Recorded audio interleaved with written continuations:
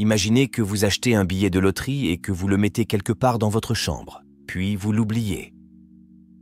Après quelques jours, ce billet remporte le jackpot d'1 million de dollars, mais comme vous l'avez oublié, vous le jetez avec les autres vieux papiers lorsque vous nettoyez votre chambre. Comment vous sentiriez-vous si vous découvriez que vous avez jeté 1 million de dollars? Je suis sûr que vous vous sentiriez horrible.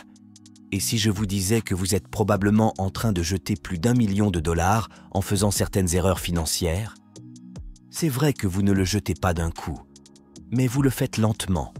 Si vous évitez de faire ces erreurs, vous pouvez économiser des centaines de milliers, voire des millions de dollars au cours de votre vie. Dans cette vidéo, je parlerai de 3 erreurs financières et comment les corriger. Ne vous inquiétez pas, je ne vais pas vous dire d'arrêter de dépenser de l'argent pour les choses que vous aimez, comme le café, manger dans des restaurants chics, acheter des chaussures chères, etc. Bien au contraire, je vais vous montrer comment vous pouvez dépenser encore plus pour de telles choses et toujours économiser et investir beaucoup. Un petit rappel. Les informations que vous allez entendre dans cette vidéo ne constituent pas des conseils financiers et elles ne m'appartiennent pas. Elles proviennent d'un livre appelé « Je vais vous apprendre à être riche » de Ramit Sethi. Erreur numéro 1. Comptez sur la volonté. Probablement, le plus grand mensonge est de réduire votre consommation de café du matin. L'explication va quelque chose comme ça. Si vous économisez 2 dollars par jour en préparant votre café à la maison, vous économiserez 62 dollars par mois, ce qui équivaut à environ 700 dollars par an. Correctement investi, cela se transformera en 10 000 dollars en 10 ans. Faux. Laissez-moi vous expliquer pourquoi cela ne fonctionne pas. Nous devons faire ce choix chaque jour, quels que soient des facteurs tels que notre amour pour le café, notre niveau de stress ou le fait de passer devant le café sur le chemin du travail. Nous devons utiliser notre volonté limitée dès le matin chaque jour. Et ce que CS moralisateurs anti-café n'ont pas pris en compte alors qu'ils se goinfraient de leur café fait maison, c'est que chaque décision que nous prenons pour ne pas acheter ce café, pour ne pas consommer cela, pour ne pas avoir cela, épuise notre volonté. En conséquence, vous commencez à réduire pendant quelques jours, et un jour vous vous sentez vraiment stressé. Alors vous vous dites que vous pouvez acheter un café de temps en temps. Et bientôt vous réalisez que vous l'achetez à nouveau tous les jours. Vous vous motivez à nouveau, vous le supprimez complètement et le cycle se répète. Imaginons que vous puissiez résister et ne pas acheter de café. Voici un autre problème. Les économies de 2 dollars sur le café sont une petite somme. Il est très difficile de voir son impact positif et de rester motivé à moins de le transférer sur un autre compte, ou littéralement le retirer du distributeur automatique et le mettre dans un pot à chaque fois que vous économisez pour rester motivé. Sinon, il se perdra simplement sur votre compte et vous finirez par le dépenser pour autre chose. Imaginons que vous ayez une super discipline et que vous ayez pu garder toutes vos économies de café dans un bocal. Voici le problème suivant. Comment les investir? Dans quel compte les mettre? J'espère que vous pouvez voir comment cela devient beaucoup plus compliqué. Erreur financière. Numéro 2. Se disputer pour de petites choses.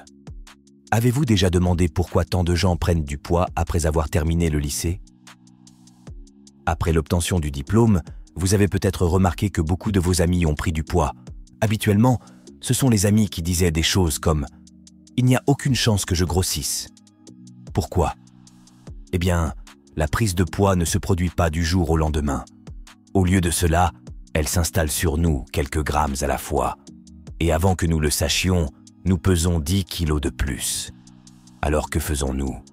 Nous nous submergeons de petits choix comme « Quelle marque de barres protéinées acheter? Quelles chaussures de course sont les meilleures ?» Au lieu de nous concentrer sur les grandes victoires de manger moins et de faire plus d'exercice. Si vous y réfléchissez, l'argent fonctionne de la même manière. Nous passons des années à nous obséder sur chaque petit détail financier et nous ne passons jamais à l'action sur les domaines qui comptent. Avant même de nous en rendre compte, nous sommes en difficulté financière et la résoudre semble insurmontable. En conséquence, nous ignorons complètement le sujet de l'argent car cela nous fait nous sentir coupables, tout comme notre forme physique et notre alimentation. La comparaison entre la nourriture et l'argent. Pertinente car en ce qui concerne la nourriture, nous ne suivons pas notre apport calorique. De manière similaire, nous ne suivons pas nos dépenses. Nous mangeons plus que nous ne le réalisons et de la même manière, nous dépensons plus que nous ne le réalisons. Nous débattons de petites choses telles que les types de régime, de chaussures ou d'entraînement. De nouveau, de manière similaire, nous débattons des taux d'intérêt et des actions en vogue. Nous écoutons des conseils anecdotiques récents sur la nourriture. Nous écoutons nos parents ou la télévision nous donnant des conseils financiers. Tout comme pour notre forme physique, en ce qui concerne nos finances personnelles, la plupart des gens n'ont besoin de se concentrer que sur deux choses. Premièrement, mettre en place un compte bancaire sans frais et automatiser les dépenses, investir et épargner. Deuxièmement, investir tôt dans la vie pour laisser notre argent croître pendant 30 ans ou plus. Mais cela n'est pas séduisant, et ce n'est pas aussi tactique que les radins qui vous disent d'arrêter de dépenser pour tout. Erreur numéro 3, pensez que vous pouvez attendre. La procrastination est un tueur silencieux mais lent pour votre argent. Nous remettons toutes les choses à plus tard, bien sûr, mais attendre jusqu'à la dernière minute pour devenir plus intelligent avec notre argent est l'une des pires choses que nous puissions jamais faire. Chaque année que nous attendons pour commencer à investir et épargner met un énorme frein à nos projets financiers à long terme. Voici un exemple. Disons que vous commencez à investir 100 $ par mois lorsque vous avez 25 ans. Vous continuez à mettre la même somme dans votre portefeuille pendant 10 ans jusqu'à ce que vous ayez 35 ans. À l'âge de 35 ans, vous cessez de mettre de l'argent dans votre portefeuille. Vous laissez simplement votre investissement croître jusqu'à l'âge de 65 ans sans y ajouter d'argent supplémentaire. Votre ami connaît votre investissement, mais reporte toujours le début. Finalement, il commence à investir à l'âge de 35 ans, 10 ans après vous. Exactement comme vous l'avez fait, il met également 100 $ par mois dans son portefeuille. Mais comparé à vous, il continue de mettre 100 $ par mois jusqu'à l'âge de 65 ans, ce qui signifie qu'il investit continuellement pendant 30 ans. Vous n'avez investi que pendant 10 ans, mais votre ami a continué à investir pendant 30 ans jusqu'à l'âge de 60 ans. Maintenant, la question est, à l'âge de 60 ans, qui a plus d'argent? Vous ou votre ami? Cela peut être surprenant, mais la réponse, c'est vous. Même si votre ami a investi 20 ans de plus que vous, simplement commencer plus tôt vous a permis d'avoir 50 000 $ de plus que lui à l'âge de 60 ans. Ce n'est pas difficile de devenir riche, mais cela demande du travail et une épargne constante. Et il est donc plus facile pour beaucoup de gens de hausser les épaules et de remettre cela à un autre jour. Malheureusement, chaque année supplémentaire que vous attendez pour commencer à investir rend beaucoup plus difficile de gagner la même somme d'argent. Disons que votre ami économise 200 chaque mois et investit avec un rendement annuel de 10%. Vous décidez également de faire la même chose que votre ami, mais vous commencez un an plus tard. Regardons maintenant le futur sur 40 ans et voyons comment cette différence d'un an a impacté votre portefeuille. À première vue, il semble que vous n'avez investi qu'un an de moins, ce qui est 2400 de moins, 12 fois 200. Mais si vous regardez comment cela a impacté votre portefeuille, vous verrez que vous avez gagné près de 120 000 $ de moins par rapport à votre ami. Oui, vous avez bien entendu. Juste commencer un an plus tard vous a fait gagner 120 000 $ de moins. Alors ne dites pas simplement que c'est seulement un an, 2400. Maintenant, vous dites probablement « D'accord, j'ai assez entendu parler des erreurs. » Pouvez-vous me dire alors ce qui fonctionne en matière d'épargne et d'investissement? La réponse est l'automatisation et la construction d'un système qui économise, investit et paie vos factures pendant que vous dormez. Je vais expliquer cela plus en détail dans un instant, mais pour l'instant, gardez à l'esprit que si vous suivez les étapes que je vais décrire, vous devancerez 99% des gens. Vous obtiendrez 3 grands avantages. Merci. Premièrement, votre comportement de dépense, d'épargne et d'investissement sera automatisé. Deuxièmement, vous n'aurez pas à vous forcer. Troisièmement, tout votre argent ira là où il est censé aller, automatiquement. La principale raison pour laquelle nous ne pouvons pas épargner et investir comme nous le voulons est due au trop grand nombre de choix auxquels nous sommes confrontés chaque jour. L'automatisation est la solution pour réduire les choix et dominer votre argent. Pensez aux 20 décisions financières que vous devez prendre chaque jour. Devriez-vous épargner davantage? Sur quoi devriez-vous réduire vos dépenses? Et qu'en est-il de l'investissement? L'immobilier, ou les actions, ou les fonds indiciels? Rembourser les dettes? Avez-vous envoyé le paiement à temps? Était-il temps de rééquilibrer votre portefeuille? Etc. Face à un nombre écrasant de choix, la plupart des gens réagissent de la même manière. Ils ne font rien. Comme l'a expliqué Barry Schwartz dans son livre intitulé « Le paradoxe du choix », plus nous avons de choix, moins nous sommes susceptibles d'agir.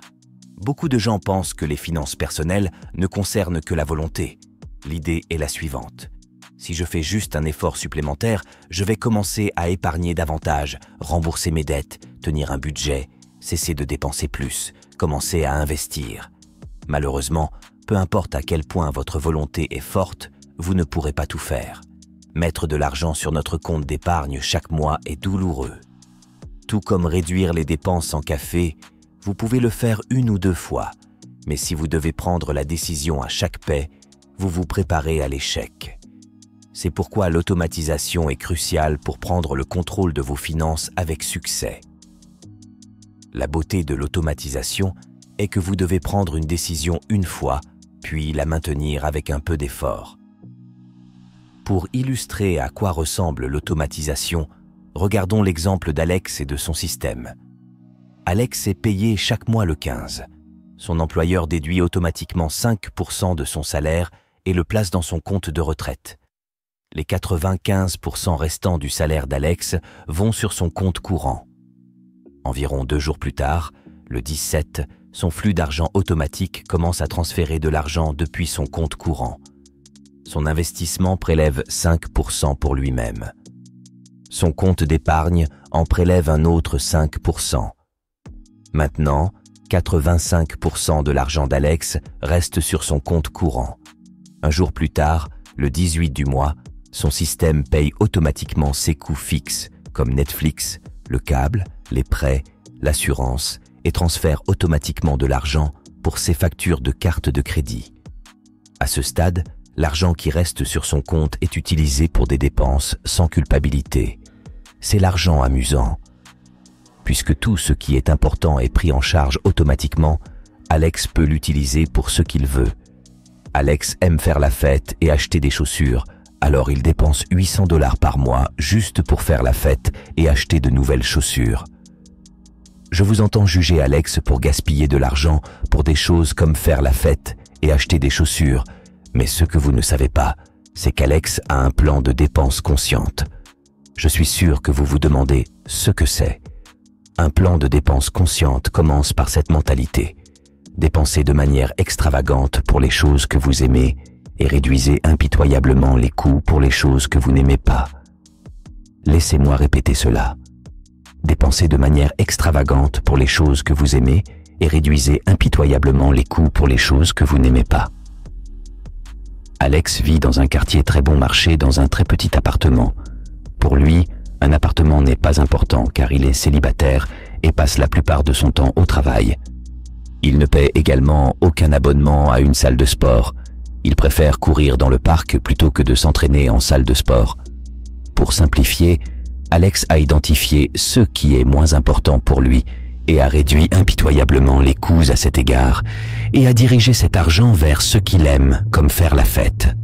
De l'extérieur, il pourrait sembler être un gars qui n'est pas responsable avec son argent à cause de ses dépenses en soirée et en chaussures. Mais en réalité, il est en avance sur la majorité des gens.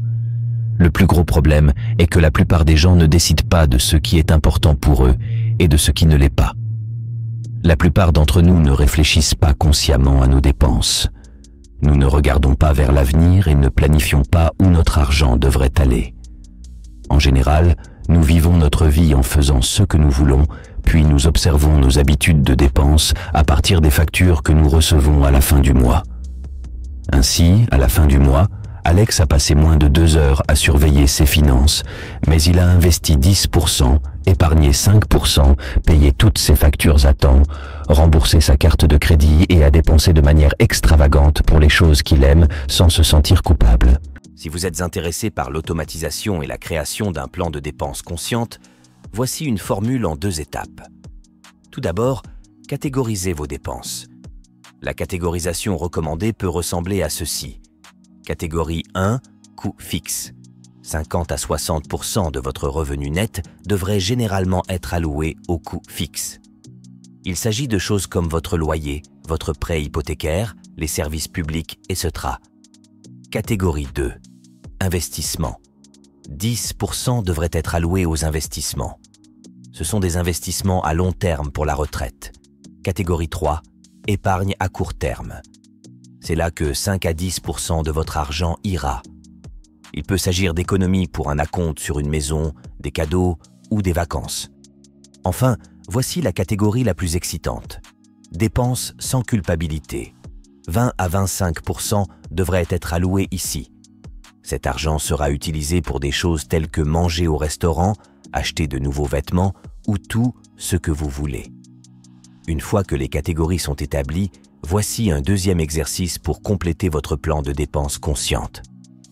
Cet exercice s'appelle penser, penser, penser, vouloir et faire. Prenez une feuille de papier vierge et notez combien vous pensez dépenser dans chacune des catégories que nous venons de décrire ci-dessus.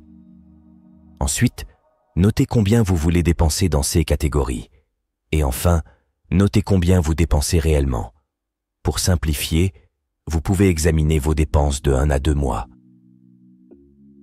Une fois que vous avez terminé, vous saurez quel type de changement vous devez apporter.